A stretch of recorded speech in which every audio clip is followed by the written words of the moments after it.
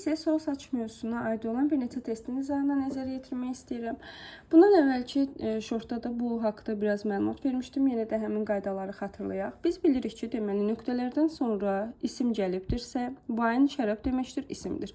Deməli biz dedik ki, sodan isim sonra isim işlənməz. Sodan sonra yenə də artikel, hətta wine sözü, şərab sözü sayılmadığına görə ümumiyyətlə artikeli qəbul etmir. Elə burada da saçdan sonra artikel verilib də artikel qəbul etmir. So many sonra isim ola bilərdi, amma sayılan isim olur many'dən sonra. Wine isə şərab sayılmadığına görə so much olsaydı, həbə bu variant düzgün ola bilərdi so much'la. Deməli düzgün cavabımız oldu artıq B bəndi. Sonra keçirəm 42-ci testə baxıram.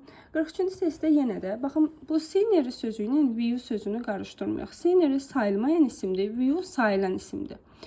Deməli sayılmayan isim olduğuna görə saçdan da sonra biz bilirik ki, isim gəlir. Sayılmayan isim olduğuna görə artikeldan işlətməyibdir, düzgündür. Heç bir yanlışlıq yoxdur. Amma 2-də so beautiful scenery veribdir. So'dan sonra sifət üstə gəl, isim qətiyyən olmaz. Baxıram 3-ə.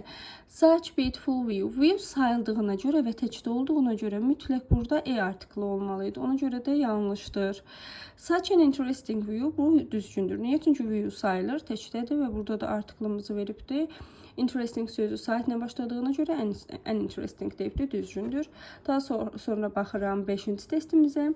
Such an interesting scenery. Burada da scenery sayılmadığına görə an artikli qəbul etməyəcəkdir. Düzgün cavabımız olacaqdır burada 1-4, yəni C bəndi.